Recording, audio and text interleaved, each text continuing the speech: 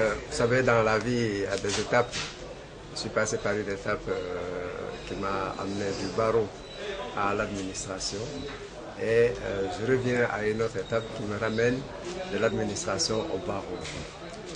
Vous ne pouvez pas imaginer la joie que l'on éprouve de devoir reporter à nouveau une robe qu'on a laissée pratiquement en rade, en passant le terme, pendant 10 ans, pardon, presque 10 ans. Et donc c'est avec beaucoup d'émotion que j'ai repris mes activités au niveau du barreau.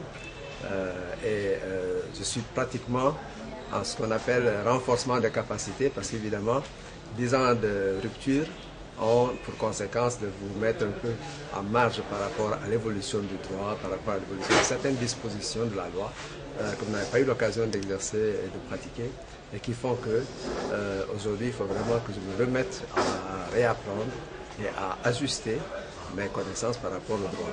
Et il y a surtout le plaisir et la joie qu'on a d'apporter sa contribution à la défense des intérêts des prévenus, surtout en matière de progression des accusés et des inculpés. L'autre élément, c'est que c'est toujours avec bonheur que je reviens à Ziguinchor, parce que c'est de Ziguinchor que je suis parti vers Dakar. Et c'est heureux que je revienne pour la cour d'assises et je vais donner ma contribution à l'expression du droit à travers ma présence derrière un inculpé ou autre. Je dois vous dire qu'à un moment donné, j'ai beaucoup souffert parce que j'avais des clients en son temps, dont certains étaient à Kolda, que j'ai accompagné pratiquement jusqu'à la veille de leur passage devant la cour d'assises, quand j'ai été appelé à d'autres fonctions dans l'administration. Je n'ai pas pu donc les accompagner jusqu'au bout. C'est des moments que j'ai vécu avec beaucoup de peine, parce que je voyais bien ces personnes qui étaient devenues pratiquement des amis, que j'aurais bien aimé accompagner jusqu'au bout, mais la vie est ainsi faite.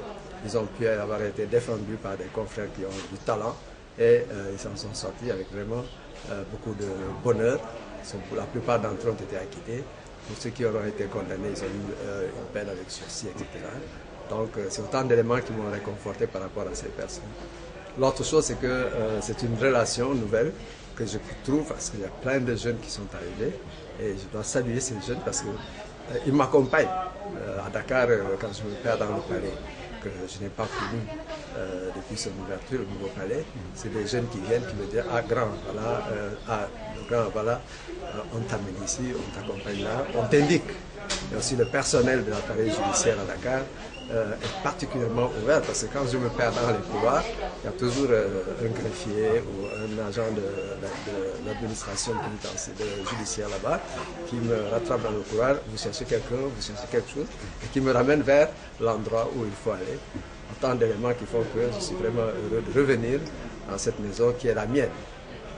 C'est une vocation que j'ai eue d'entrer dans le barreau. Je n'étais pas destiné au départ au barreau, mais j'ai eu beaucoup de bonheur à découvrir le barreau et à apporter ma petite contribution à l'évolution de la situation au niveau des personnes qui sont poursuivies ici et là. Oui, c'est clair que c'est un plus que j'ai acquis dans l'administration, parce que l'administration m'a mis en contact avec une autre dimension de la vie sociale, économique, politique du pays, et surtout quand il a plu aux autorités supérieures de l'État, notamment au président de la République, en son temps, et au Premier ministre, qui était en son temps également l'actuel président de la République. Quand il leur a plu de confier la responsabilité d'assurer la mise en place et la coordination de l'Agence nationale pour la relance des activités économiques et sociales en Casamance, ça a été un défi immense, et j'avais peine à mesurer mes capacités à m'assurer des capacités à assumer cette mission-là. Mais je dis toujours avec l'aide de Dieu et puis la disponibilité des populations, l'accueil des populations. Bon, j'ai pu faire le peu que j'ai pu faire, mais je sais que j'aurais bien aimé faire davantage. Mais dans la vie, quelle que soit sa bonne volonté, on peut faire que ce que Dieu vous permet de faire. Et de ce point de vue, après avoir rendu grâce à ces autorités qui étaient le président Abdoulaye Wade et l'ancien Premier ministre et le président de la République, M. Macky Sall, je rends grâce à Dieu qui m'a permis que tout ça puisse se faire. Et puis, une fois, je continue ma vie, c'est comme ça. Je disais toujours quand j'ai fait la passation de service, j'ai dit que le monde est une scène. Je reprenais un peu les propos de Shakespeare. Le monde est une scène, chacun vient, joue son rôle et s'en va. Je suis venu dans l'administration, j'allais dans l'administration, j'ai pu jouer mon rôle du mieux que j'ai pensé pouvoir le faire et je suis parti, d'autres personnes viennent, jouent le rôle et je leur souhaite de le jouer aussi longtemps que possible. Mais dans tous les cas, la vie est ainsi faite et je rends grâce à Dieu pour ça.